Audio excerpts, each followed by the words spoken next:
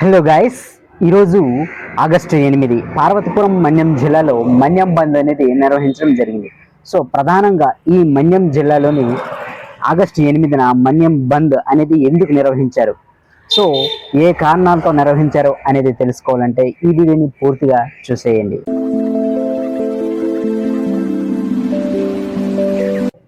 Yeah guys, మన్యం బంద్లోని చాలా వరకు కొన్ని డిమాండ్లతో అయితే నిర్వహించడం జరిగింది. సో అందులో మొదటి డిమాండ్ ఏమిటంటే ఉద్యోగ అవకాశాల్లో స్థానికులకు 100% రిజర్వేషన్ కల్పించేలా చర్యలు తీసుకోవాలని చెప్పేసి ప్రధానమైన డిమాండ్. అండ్ నెక్స్ట్ రెండోది వచ్చేసరికి 1/70 యాక్ట్ని పునరుద్ధరించాలని, దాన్ని పక్కాగా అమలు చేయాలని చెప్పేసి, మా భూములను రక్షణ కల్పించాలని చెప్పేసి డిమాండ్ అయితే కొనసాగించడం జరిగింది. అండ్ మూడో డిమాండ్ జీవో నెంబర్ 3ని దానిని రద్దు చేయడం వలన చాలా వరకు ఉద్యోగ అవకాశాలు కోల్పోవడం వలన దీని స్థానంలో ప్రత్యామ్నాయంగా ఒక కొత్త చట్టాన్ని అమలు చేయాలనే ఉద్దేశంతో ఈ బంద్ అయితే నిర్వహించడం జరిగింది. అయితే ఈరోజు పార్వతీపురం మన్యం జిల్లా గుమలక్ష్మీపురం కేంద్రం పరిధిలో మనం ప్రెజెంట్ అయితే ఉన్నాం. ప్రస్తుతం సమయం 12:30 అవుతుంది.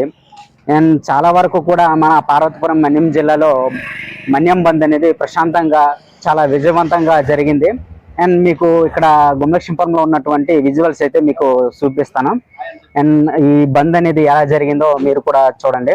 అండ్ ప్రధానంగా ఈ బంద్ ఎందుకు నిర్వహించడం జరిగింది అనే విషయానికి వస్తే, మన ఆదివాసీల హక్కులు, అలాగే భూమి, అలాగే 1/70 చట్టాలు, జీవో నెంబర్ 3 వీటిని ప్రధానంగా గవర్నమెంట్కి మన యొక్క సమస్యల్ని తెలియజేస్తూ నిరసనగా ఈరోజైతే బంద్ అనేది నిర్వహించడం జరిగింది. చాలా వరకు మన గుమలక్ష్మీపురం కేంద్రంలో అయితే బంద్ అనేది ప్రశాంతంగా చాలా విజయవంతంగా జరిగింది అనుకోవచ్చు. ఎందుకంటే చాలా వరకు కూడా క్లోజ్ అయ్యాయి, కానీ 1-2 షాపులు అయితే ఇంకా తీసున్నాయి. జనాలు కూడా చాలా వరకు రాలేదు, వాళ్ళకి తెలిసిందేమో. షాపులు ఎలా ఉన్నాయి, క్లోజ్ చేసి ఉన్నాయి. ఎమర్జెన్సీ షాప్స్, కొన్ని మెడికల్ షాప్స్, అలా కొన్ని అయితే ఓపెన్ చేయడం జరిగింది. సో చాలా వరకు ఇది ఎలిమెంట్ షాప్ తీశారు, ఎందుకంటే సమయం దగ్గర 1 గంట అయిపోతుంది. సో అందుకని చెప్పేసి కొన్ని చాలా వరకు షాపులు అయితే క్లోజ్ చేసి ఉన్నాయి. సో ఈ మన్యం బంద్ వల్ల చాలా వరకు బస్సు సౌకర్యాలు చాలా వరకు క్లోజ్ అయ్యాయి. అండ్ అలాగే ఆటోస్ అండ్ 4 వీలర్స్ చాలా వరకు బంద్ అయిపోయాయి. అండ్ ఈవెన్ 2 వీలర్స్ తిరగడానికి కూడా కొంచెం ఇబ్బందిగా అనిపించేది, బట్ కొన్ని పరిస్థితుల వల్ల అవి కూడా పర్వాలేదు. ఇప్పుడిప్పుడు టైం అవుతుంది కాబట్టి కొంతవరకు ముగిసే అవకాశం అయితే ఉంది. సో ప్రస్తుతానికైతే చాలా వరకు ప్రజలు ఇబ్బంది పడ్డారు, బట్ కొంచెం అయితే ఇప్పుడు పుంజుకుంటున్నారు. అండ్ రవాణా సౌకర్యం లేకపోవడం వలన అండ్ చాలా వరకు కూడా ప్రజలు కొన్ని పనుల నిమిత్తం కేంద్రంలోకి వచ్చిన కొంతవరకు ఇబ్బంది పడటం అయితే జరిగింది.